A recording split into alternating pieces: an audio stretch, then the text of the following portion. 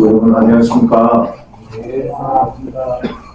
이사야가 말씀한 것처럼 기도의 위대함과 하늘주의 사명이라는 제목으로 진행하겠습니다. 먼저 참 부모님 말씀 기도합니다.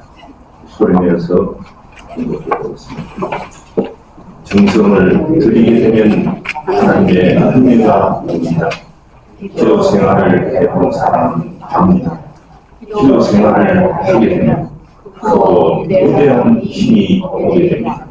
그래서 기도하는 사람의 눈은 그 힘에 의해서 육계뿐만 아니라 영계까지도 투시합니다. 여러분은 자신이 기도를 하든가 정성을 들이게 되면 무엇인지 모르게 힘이 생기는 것을 느낄 것입니다. 여러분을 초월한 힘이 여러분을 찾아옵니다. 방송국에서 보면은 전파를 안테나를 통해 수신하는 것과 같이 그것이 자기 마음에 와서 접선된 것을 느끼게 됩니다. 얼마나 기도의 힘이 큰지 모릅니다. 나 한 사람이 기도를 했지만 저 입체 세계의 연계를 무한한 세계를 동원해 삼각권을 움직여서 동원할 수 있는 이런 인연이라는 것은 위대한 것입니다. 기도하는 것은 기남철과 같은 작용을 합니다. 그와 마찬가지의 힘을 기도가 갖고 있기 때문에 여러분이 장래의 책임자가 된다. 참으로 식구를 위해서 24시간 마음 먹고 그것이 된다고 믿고 기도하게 되면 그렇게 됩니다. 여러분이 있는 정성을 다 드리면 하나님의 힘이 임합니다. 자고로 하늘을 찾아가는 사람들은 정성을 들여서 하늘과 통하는 길을 갖지 않는 사람이 없습니다. 그래서 예수님도 쉬지 말고 기도하라고 했습니다. 오늘 기도한 우리 사도 에이코 집사님이 지난 주인가요? 어느 기독교 권사님으로부터 받은 유튜브 영상, 그것을 제가 참 처음부터 끝까지 다 보게 되었습니다. 사실 우리 유튜브 영상이라는 게 처음부터 끝까지 보기가 사실 쉽지가 않잖아요. 그렇지만 이 영상은 저에게 큰 계시적인 깨달음을 주었습니다. 시부님들도 이 영상을 한번 끝까지 보시기 바랍니다. 오늘은 그 영상에 대한 이야기로부터 시작합니다. 자, 엘렌 하워드라는 사람이 이 이야기의 주인공입니다. 이 사람을 우리가 어떤 사람이냐 파악을 하자면은 MIT대에서 물리학을 전공하고 칼텍 천체 물리학 박사학위를 받은 사람입니다. 또 나사 우리 항공우주국이죠. 여기서 31년 동안 근무를 한 사람입니다. 그 다음에 허블 우주망원경 데이터 분석 전문가입니다. 그래서 138년 이 우주의 기원과 우주 팽창 모델을 연구한 한마디로 철저한 과학자입니다. 자, 여기서 이제 68%라는 이야기가 나오죠. 자, 이 68%라는 이 수치는 인류가 자기가 속해 있는 이 우주임에도 불구하고 여전히 우주의 68%를 이해하지 못하고 있다는 과학적인 한계를 이야기하는 것입니다. 자, 보통 사람이라면 이처럼 거대한 미지의 영역 앞에서 정손해지겠지만 철저한 무신론자였던 이 엘렌에게 이 68%라고 하는 수치는 창조주의 존재를 인정할 그런 이유가 아니라 오히려 과학이 앞으로 풀어나가야 될 과제다. 이거는 직접 흥분의 원천으로 작용을 했습니다. 또 그다음에 138억이라는 숫자는 전체 물리학자인 이 엘렌 하워드라는 사람이 평생을 바쳐 연구해왔던 물리적 우주의 역사 규모를 의미합니다. 그래서 138억 광년, 그러니까 우리가 잘 광년이라고 그러면은 잘 쓰지 않는 단위죠. 우리가 조위에 이 광이라는 단위가 있습니다.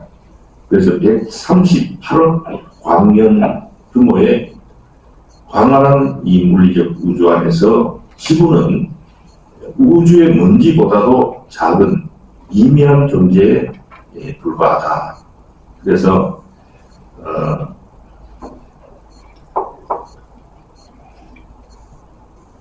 이 앨런 하워드는 그 138억 광년 우주의 구조와 역사를 풀어낸 최고의 전문가로 자부했지만 정작 그 우주를 설계하고 만든 창조주의 존재는 단 한 번도 인정하지 않았습니다. 그래서 이 사람의 결론은 우주는 정교한 물리 법칙의 기계일 뿐 창조주는 존재하지 않는다.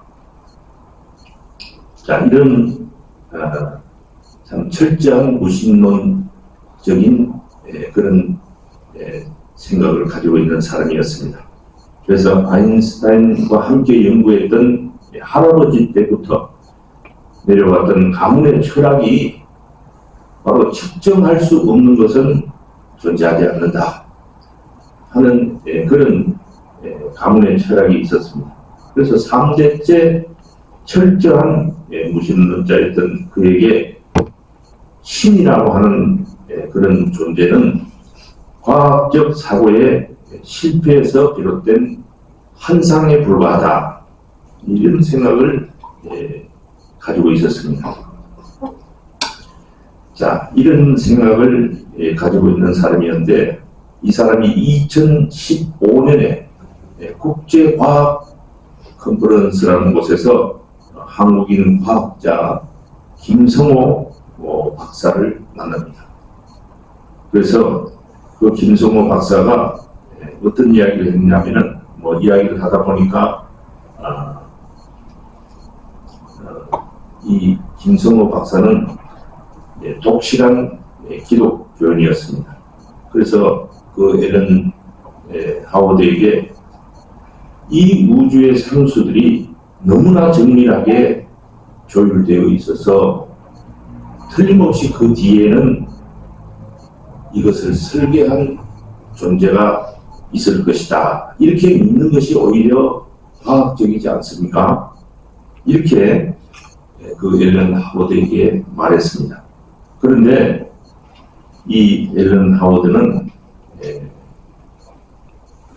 방금 얘기했다시피 3대째 무신론자 가문에서 자란 그 앨런의 인생 방정식에는 애초에 하나님이라고 하는 변수 자체가 존재하지 않았습니다. 그는 인류가 존재하기 때문에 우주가 이렇게 보이는 것일 뿐 그런 과학적 논리를 내세워서 그 김성호 박사의 말을 반박합니다. 언제가 생각이 바뀔 수도 있지 않겠습니까? 이렇게 그 김성호 박사가 참 웃으면서 건넨 말에도 이 앨런은 결코 앞으로도 그런 일은 없을 것이다 단언하면서 그의 조언을 가볍게 무시합니다. 그런데 참 이야기가 이렇게 참 또 극적인 상황을 향해서 갑니다. 이 사람이 2022년 11월 8일 오후 2시 17분 자기가 연구에 일중하던 중 뇌동맥류 파열 심정지 상태를 맞이하게 됩니다. 그래서 그 심정지 상태가 22분 정도 지속이 됐습니다. 사실 의학적으로는 이 22분 동안에 뇌 기능이 정지되고 정지 상태가 계속 심장이 뛰지 않으면은 이 혈액이 순환이 되지 않기 때문에 이게 뇌 기능이 제대로 작동을 하지 않고 고장이 납니다. 그래서 우리가 치매라든지 또 중풍 이런 그 시간이 그 골든 타임이 있어요. 그 시간 안에 그 처치를 하지 않으면은 이게 뇌 기능이 회복이 안 돼 나중에 저게 되더라고요. 그래서 이 22분이라고 하는 시간은 의학적으로 볼 때는 절대 뇌 기능 회복이 불가능한 절대적인 데드라인이었다. 그래서 참 어떤 일이 벌어지는지 한번 또 보겠습니다. 자, 그 22분 동안 겪은 이 데이터의 수집의 시작과 또 물리적 시공간의 이탈 과정은 다음과 같습니다. 심장이 멈춘 순간 엘렌이 처음 경험한 것은 연구실 천장 위로 떠올라서 바닥에 쓰러진 자기 몸을 내려다보는 것이었습니다. 동료들이 달려오고 응급의료팀이 도착하는 것을 지켜보면서 그는 과학자의 습관, 이게 중요합니다. 사람이 평소에 어떤 습관을 가지고 있느냐, 이것이 죽어서도 이렇게 발현되는 것입니다. 그래서 철저한 과학자의 습관으로 이 상황을 분석하기 시작했습니다. 그래서 과거 논문에서 어떤 무슨 임사 체험이라든지 또 사람이 죽으면 어떻게 된다더라 하는 그 현상을 단순한 뇌의 한각으로 치부했던 것과는 달리 너무나도 선명한 현실이었고, 또 그는 응급의료팀이 자신에게 시행한 모든 처치의 그 세부 사항들을 빠짐없이 기억하고 수집했습니다. 이는 훗날 확인을 해보니까 전부 사실로 확인이 되었습니다. 나중에 기적적으로 깨어난 후에도 그는 나사에서 데이터를 분석하던 방식 그대로 시간, 그 다음에 감각, 또 감정 변화에 따라 체계적인 기록을 남기면서 이를 관측 보고서라고 이렇게 이름을 지었습니다. 자, 그 유체 이탈 상태에서 엘렌은 점차 위로 끌려 올라갑니다. 연구실이 작아지고 마침내 그 나사센 그 항공우주국 센터 건물이 작아 보이고 또 미국이 작아 보이고 그 다음에는 지구가 점점 작아지면서 우주로 나아가기 시작했다는 것을 깨닫게 됩니다. 그래서 31년 동안 망원경 데이터로만 분석해 오던 화성의 그 붉은 표면, 또 목성의 소용돌이, 또 토성의 고리 등 태양계의 행성들과 수억 개의 은하계 구조를 자기 눈으로 직접 생생하게 관측을 하게 됩니다. 자, 그런 경이로움 속에 우주의 끝을 향해 나아가던 중은 갑자기 모든 것이 변하면서 자기가 생각했던 물리적 우주가 완전히 사라지고 전혀 다른 차원의 공간이 열렸습니다. 그 공간은 과학자의 생각, 과학자의 의미로는 도저히 설명할 수 없는 그런 곳이었습니다. 그래서 물리법칙이 전혀 적용되지 않았으며 시간의 흐름이라든지 공간의 제약 자체가 존재하지 않았다고 관측했습니다. 그래서 빛의 근원, 그러니까 광원이 없는데도 빛이 존재했고, 또 우리 인간의 가시광선, 그 스펙트럼으로는 도저히 설명할 수 없는 신비로운 색들로 가득 차 있었습니다. 자, 이 경이로운 현상들을 과학자의 습관으로 데이터로 받아들이며 엘렌은 자신이 평생을 바쳐 연구해온 138억 광년의 물리적 우주 너머에 존재하는 또 다른 차원의 세계에 도달했음을 직감하게 됩니다. 그래서 그 나사, 우리 항공우주국 천체물리학자 앨런 하워드가 이 영적 우주에서 마주한 이 물리적 우주의 항성들이 내뿜는 그런 빛과는 질적으로 완전히 다른 차원의 세계를 경험했습니다. 자, 어린 시절부터 이 앨런이라는 사람은 별이 빛나는 이유가 수소 원자가 그냥 과학적인 관측으로 수소 원자가 헬륨으로 변하면서 에너지를 방출하는 핵융합 현상 때문이 아니겠느냐, 그렇게 배웠고, 또 평생 이 물리적 현상을 연구해온 과학자였습니다. 하지만 영적 우주에서 그가 마주한 그 빛의 형상은 이러한 물리적 결합의 결과물일 뿐만 아니라 오직 사랑을 원동력으로 하여 뿜어져 나오는 사랑의 사물이었다는 사실을 깨닫게 됩니다. 그래서 물리법칙이나 과학적 의미로는 도저히 정의할 수 없었던 이 존재 자체가 사랑에 비친 정체는 그가 62년 평생토록 철저히 부정해왔던 신의 존재였습니다. 그래서 자신이 138억 년 우주의 비밀을 모두 알고 있다고 자부했던 앨런은 이 압도적인 사랑의 빛 앞에서 자신이 쌓아온 모든 과학적 지식과 오만한 확신이 한순간에 무력화되는 것을 경험합니다. 그는 우주의 진짜 비밀인 그 존재 앞에서는 자신이 아무것도 모르는 어린아이에 불과하다는 것을 깊이 깨닫고 3대째 이어져 온 무신론자의 고집을 꺾은 채 그 빛 앞에 무릎을 꿇게 됩니다.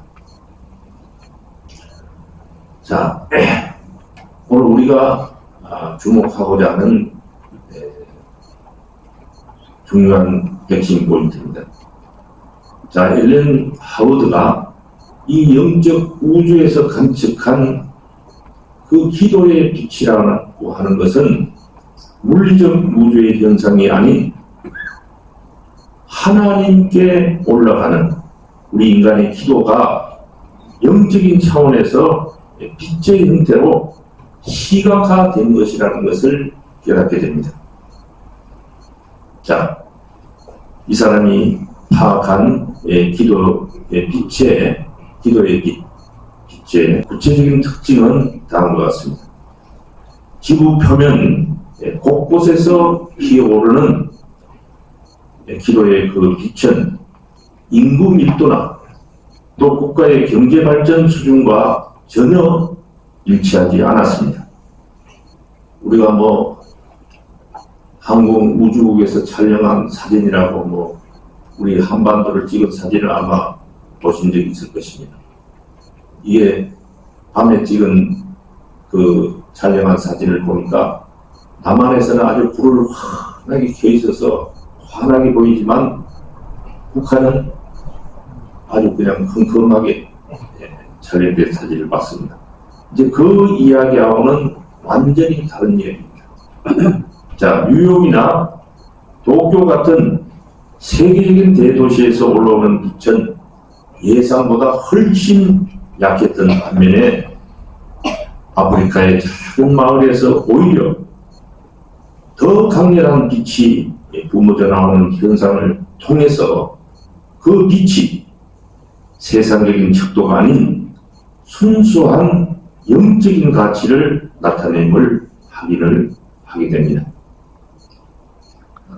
그 다음에 이 지구 전체에서 관측되는 기도의 빛 중에서 가장 압도적으로 밝고 강렬한 곳은 바로 동아시아의 작은 반도 대한민국이었습니다.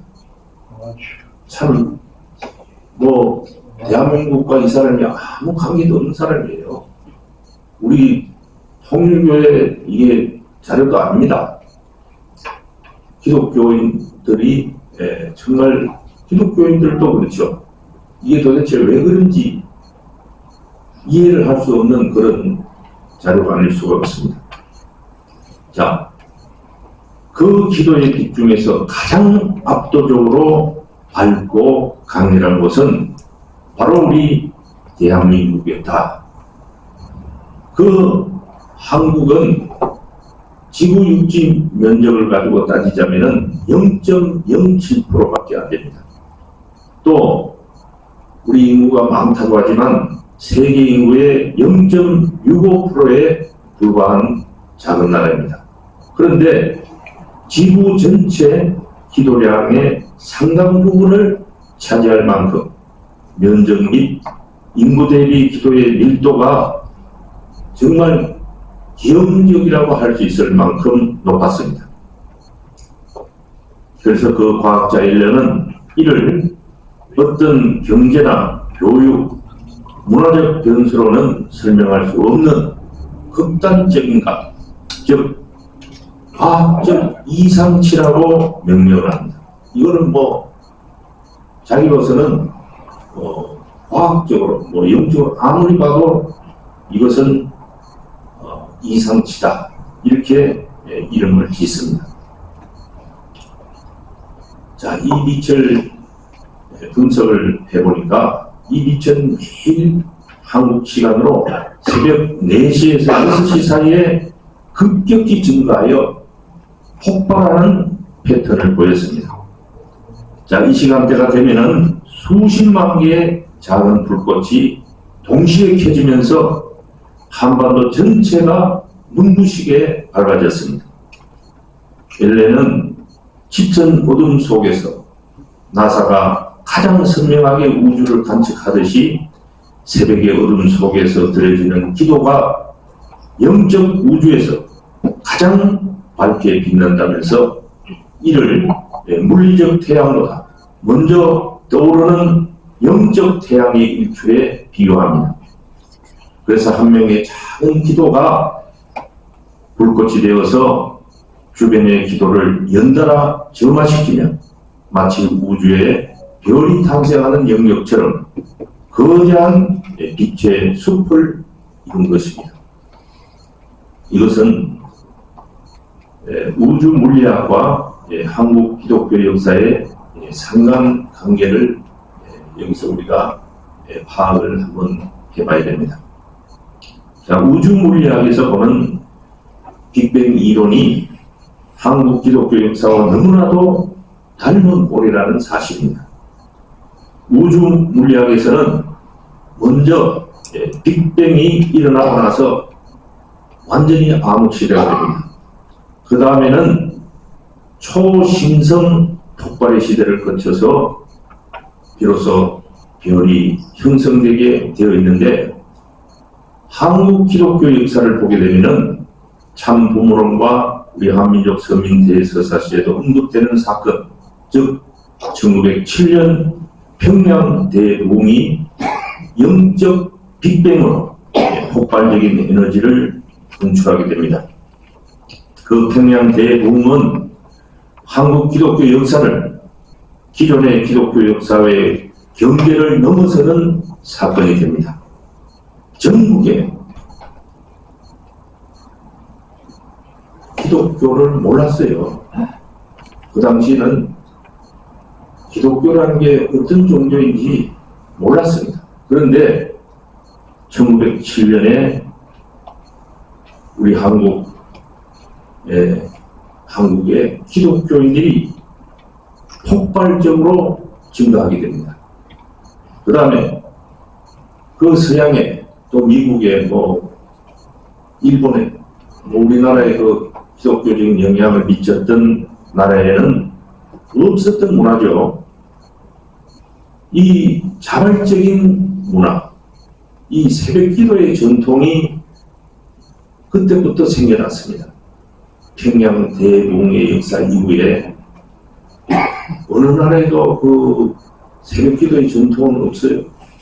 물론 성경에 보게 되면 마가복음 1장 35절에는 예수님이 새벽에 기도하셨더라 하는 그런 기록도 나오고 시편에도 새벽에 기도를 하면은 좋다 하는 그런 내용은 있지만 그런 전통이 없었어요. 그래서 이 새벽 기도의 전통은 한국 기독교의 정말 특징 중의 특징으로 자리 잡았습니다.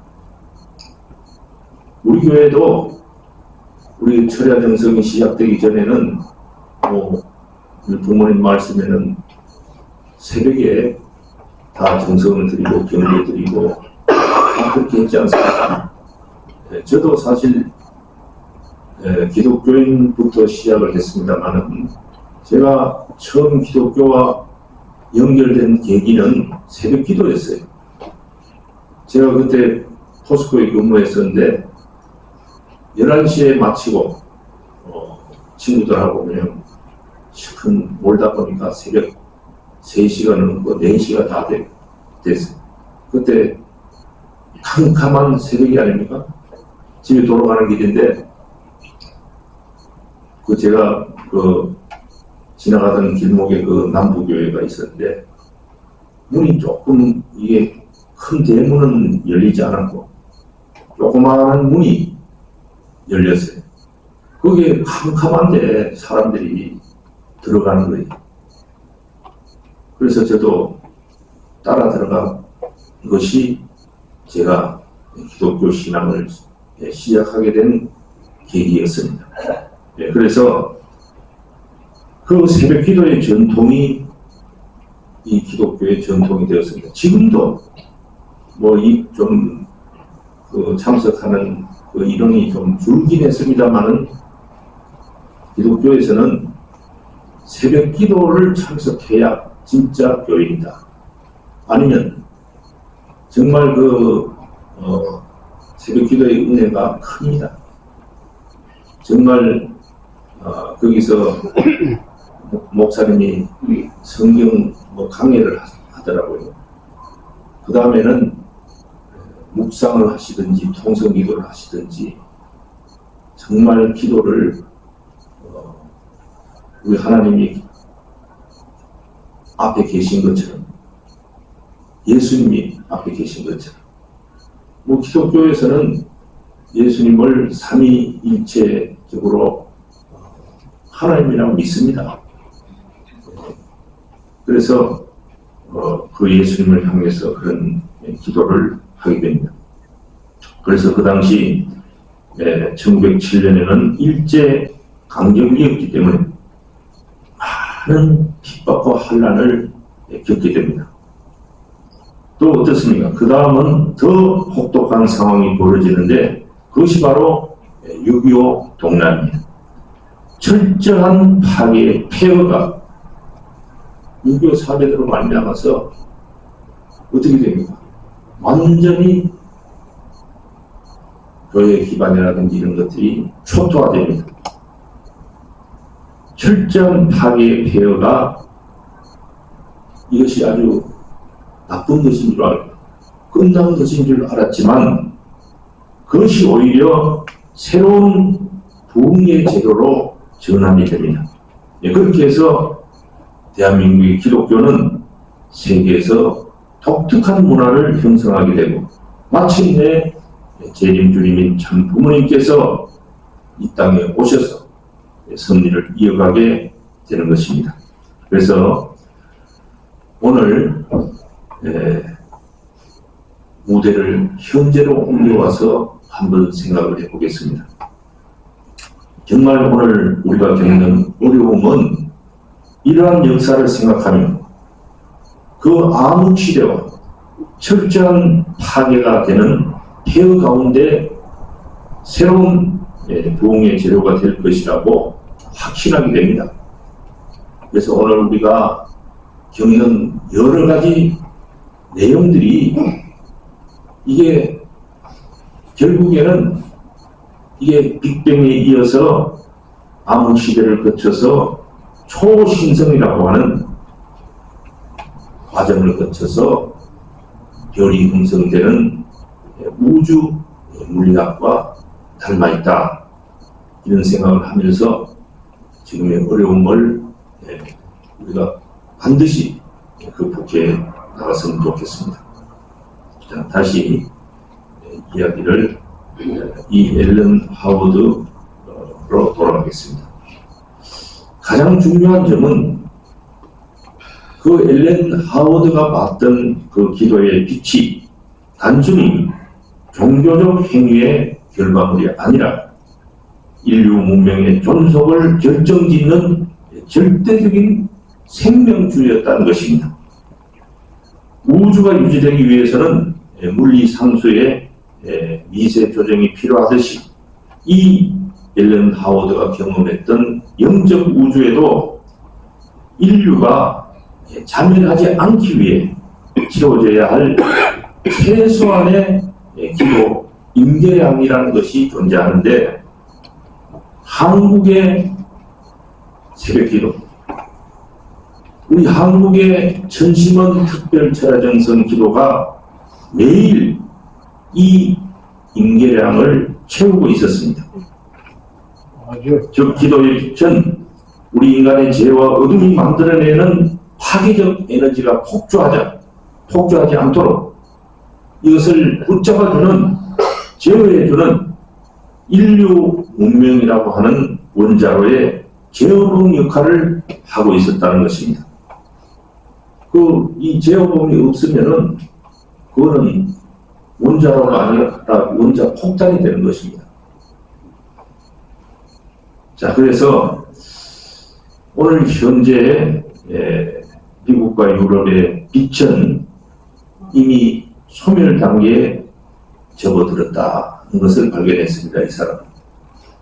그래서 유일한 희망이었던 한국의 빛마저 세속화와 세대 단절로 심해지고 있더라 하는 것도 이 사람이 깨닫게 됩니다. 그래서 만약에 그 제어봉이 한계치 아래로 뽑히는 순간에 이 영적 우주의 균형은 깨지고 마는 것입니다. 그래서 이 사람이 22분 만에 깨어나면서 첫 마디가 대한민국이 없었다면 인류는 이미 끝났을 것이다. 이 사람이 첫 번째 정신 차리고 한 말이 이 말입니다. 그래서 그 이후에 이제 8년이 또 지나갑니다. 이 사람은 퇴원 후에 4대째 무신론의 사설을 끊고 기독교로 개종을 하게 됩니다.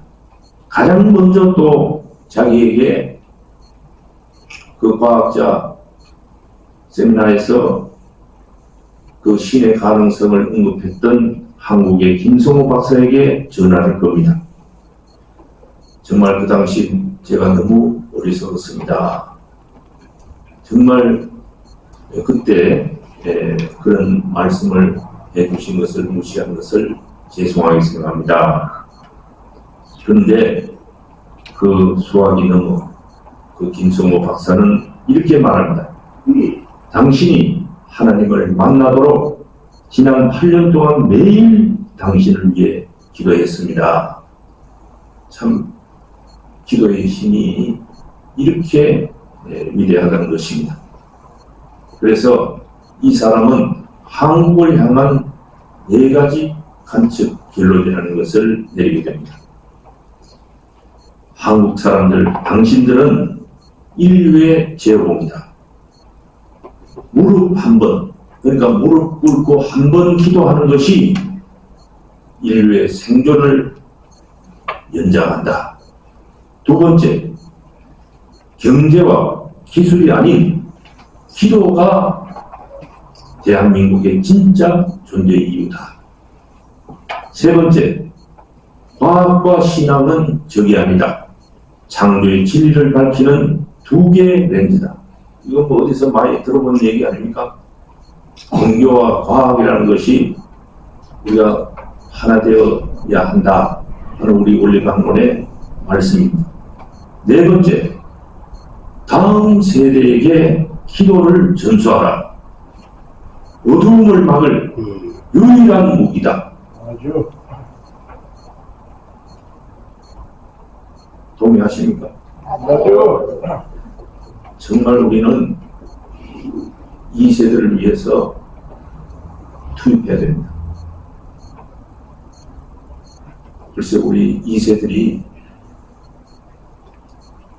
지난달에는 돈을 한 60만원인가 70만원 제 활동비보다 더 많이 썼더라고요.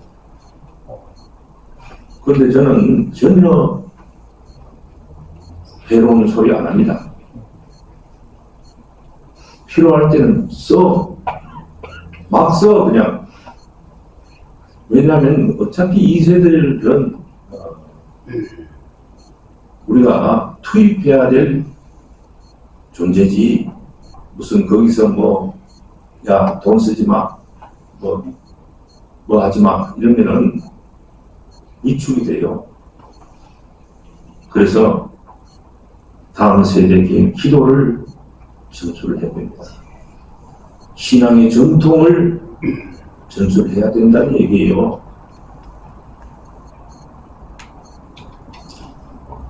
자, 이렇게 이 사람이 2023년 가을에 한국을 방문하게 됩니다. 그리고 새벽 5시에 서울의 어느 작은 교회에서 무릎을 꿇고 기도하게 됩니다. 새벽 기도라는 것을 이제 경험하게 되죠.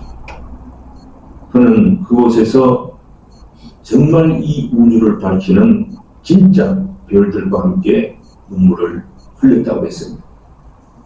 그 새벽 기도에 참석한 한 사람 한 사람 전부 다가 이 우주를 지탱하는 고마운 사람들이다 하는 것이 이 앨런 하워드의 관점이었습니다.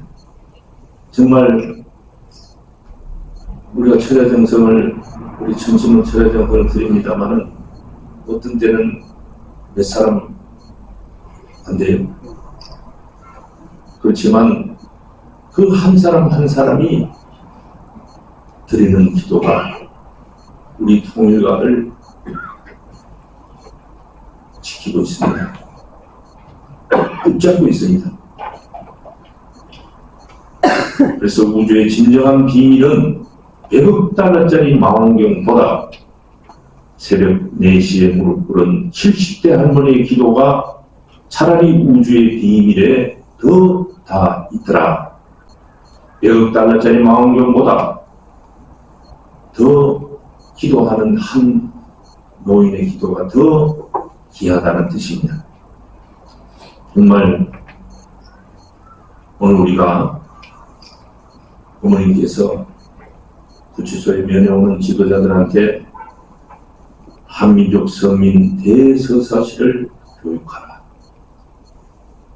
참 이러한 비밀을 다 알고 계시는 우리 홀리모던 참 부모님이십니다. 지금 뭐 상황이 아무리 어렵다지만은 어머님이 바라보시는 이 우주의 질서 속에는 우리가 겪어야 되는 암흑 시대와 초신성 시대를 거쳐야만이 비로소 별이 형성된다고 하는 이 사실을 어머님께서는 너무나도 잘 아시기 때문에 우리에게 한민족 성민 대서사시를 교육하라 했습니다. 그래서 정말 이 압도적인 영적 에너지의 분출은 경제력이나 기술력의 결과가 아니라는 것입니다. 이것은 우리 하늘 부모님께서 인류 구원을 위해 창세전부터 치밀하게 6,000년 동안 예비해온 선민의 DNA가 발현된 것이 바로 오늘의 대한민국이요, 대한민국 기독교요, 우리 가정연합이라는 사실입니다. 맞아요. 그래서 천손의 DNA를 가지고 있습니다. 그래서 하늘을 모시는 민족이 어떻게 탄생했다 하는 것은 앞으로 우리 한민족 성민 대서사시 교육에서 그것이 확실하게 밝혀집니다. 그래서 이 신정 문화의 렌즈로 보게 되면은 이 모든 것이 바로 참 부모님을 맞이할 영적 그릇이 되었다는 사실입니다. 그래서 개인의 순결과 정적, 또 가정의 효정, 또 국가적 공익, 이것들이 세워져야 되는 것입니다. 그 다음에는 오늘 우리가 모든 영적 융합의 블랙홀이 이제 활짝 열려지게 됩니다. 그래서 모든 길은 하나로 통하게 되는 것입니다.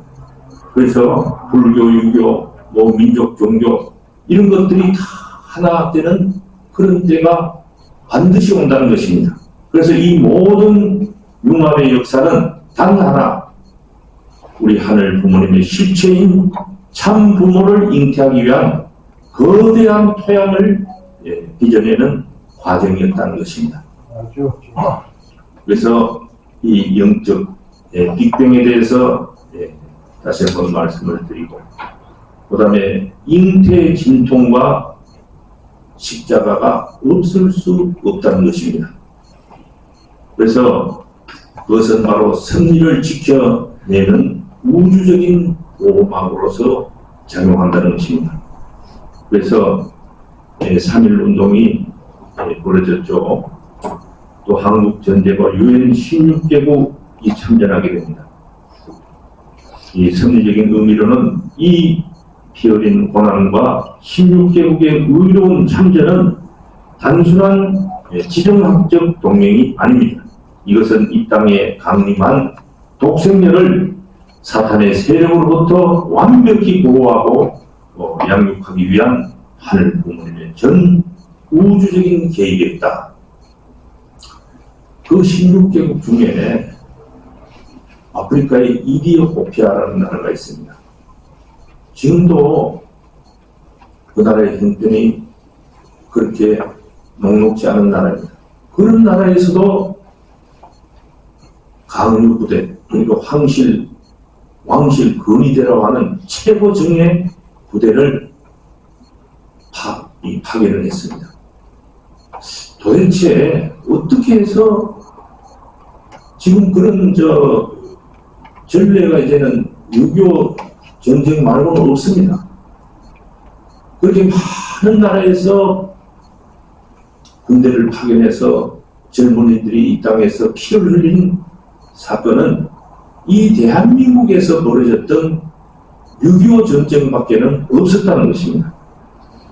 그것은 바로 독생녀를 사탄의 세력으로부터 완벽히 보호하고 양육하기 위한 하늘 부모님의 전 우주적인 계획이었다. 그래서 승리의 정점은 참 부모의 현현과 어린 양 혼인잔치로 우리는 참 발전하게 됩니다. 오늘 여기 있는 여러분들은 참 이런 천복을 누리신 분들이십니다. 그래서 잃어버렸던 우리 하늘 부모님의 창조 이상이 이 참부모 현현과 어린 양 혼잔치를 통해서 회복되고 지상에 원죄 없는 참 혈통이 안착된 구원 성례사의 가장 위대한 우주적 전환점이 출발하게 된 것입니다.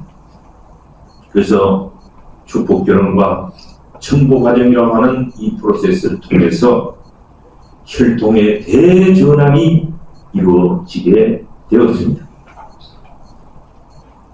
그래서 오늘 우리가 매일 밤마다 참 우리가 드려지는 천심원 특별 처자정성의 기도에 참 그 영적인 의미는 우주를 지탱할 뿐만 아니고 우리 대한민국과 전 세계를 지금 지켜내고 있다는 것입니다. 맞아요. 이제 우리 홀리모단 참 어머님을 알지 못하는 사람들이 우리 홀리모단을 저렇게 참 핍박하고 무시하고, 그러니까 전 세계에 엄청난 지금 전쟁과 갈등이 벌어지고 있지 않습니까? 누가 주인인지 알지 못하다 보니까 전 세계에 이런 일들이 벌어지는 것입니다. 우리 뜻적으로 보면은 이게 아주 그냥 전 세계가 뒤집히고 난리가 나는 것이 그렇게 나쁜 것만은 아니에요. 1차 세계대전이 끝나고 국제연맹이 창설되었습니다. 2차 세계대전이 끝나고 나서는 유엔이 창설되었죠. 정말 전 세계가 이렇게 혼란스러워지고 사람으로서의 가치를 잃어버리게 돼. 이게 서로 짐승처럼 그냥 뭐 사람 죽고 죽이는 것을 그렇게 우습게 생각하는 이런 세상이 지나가게 되면은 작용 반작용 현상이 벌어져요. 이렇게 살아서는 안 된다 하는 우리 인간의 자각이 틀림없이 나오게 되어 있습니다. 지나간 역사를 되풀이할 수 없다. 이렇게 해서 큰 깨달음의 시대가 온 것입니다. 맞아요. 거기에서 이 세계를 주관하고 지배할 그런 단체가 우리밖에 더 있겠어요. 정말 우리는 그 내가 드리는 이 천심원 특별 철야정성 기도회의 그 가치가 엄청나다는 것을 깨달아야 합니다. 오늘 우리가 정말 한밤중에 아버지 어머니 하고 외치는 그 소리가 그냥 흩어지는 소리, 지나가는 소리가 아니에요. 그것들이 하나 이 천주에 쌓이고 쌓이게 됩니다. 오늘 우리가 누구의 이름을 호명해도 그게 그냥 없어지는 게 아니에요. 누구의 이름을 부르게 되면은 그 이름이 이 우주 전체를 맴돌게 됩니다. 그 이름이 계속 돌고 돌아서 쌓이게 됩니다. 그 사람을 위한 정성으로 쌓이게 됩니다. 그래서 우리가 기도라는 것이 절대 남주는 게 아니에요. 기도라는 것이 없어지는 것이 아닙니다. 기도라는 것이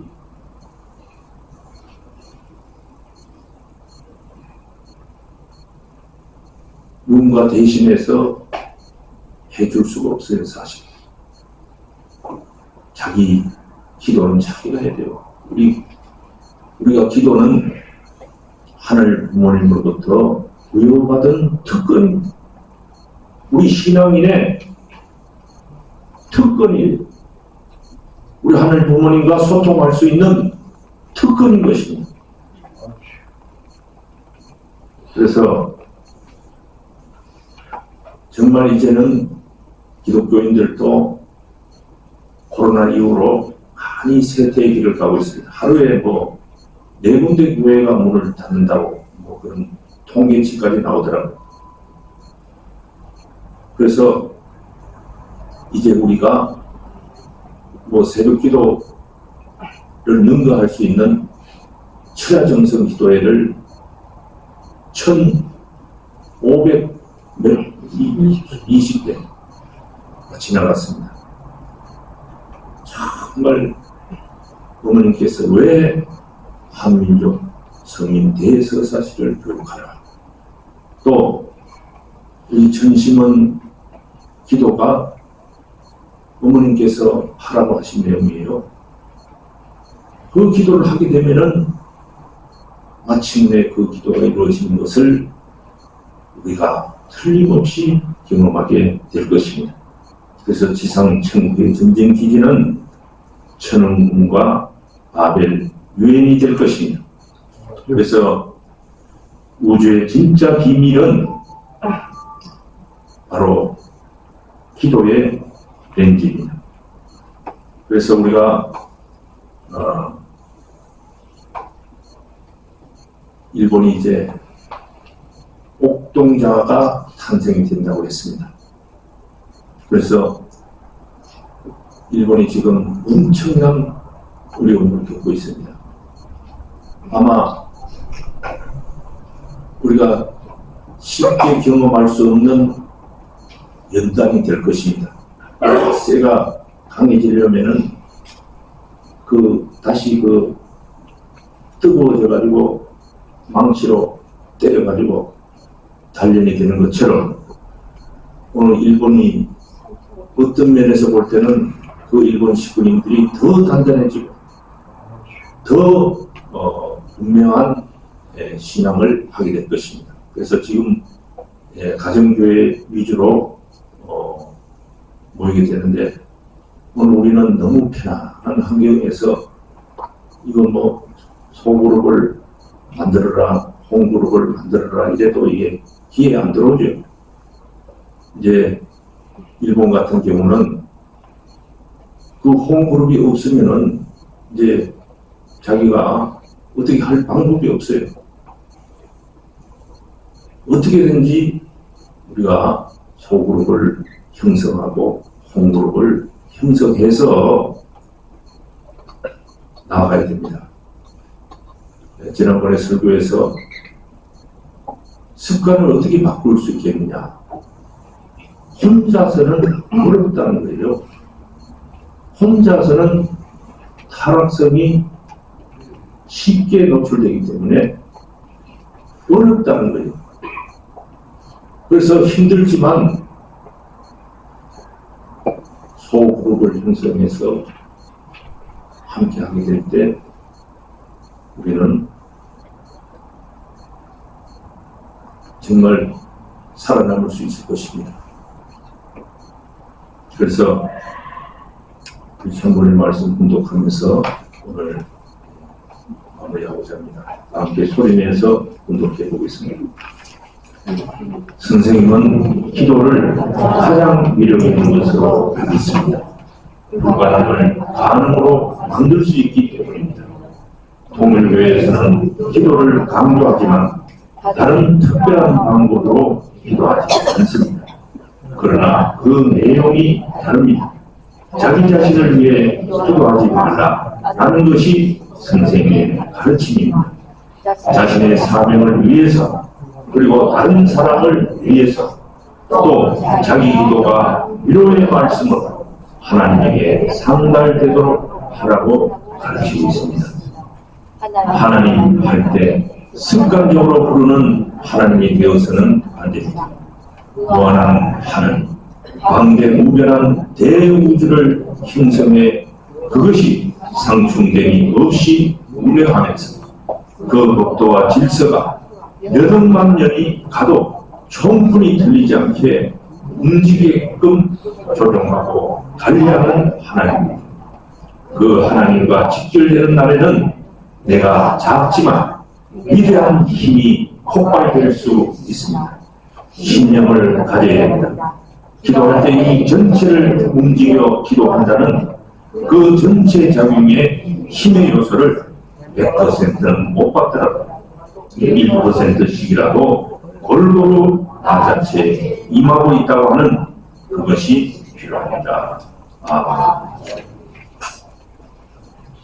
수요일 우리 한민족 성민 대서사시 교육에서 만나겠습니다. 감사합니다. 감사합니다.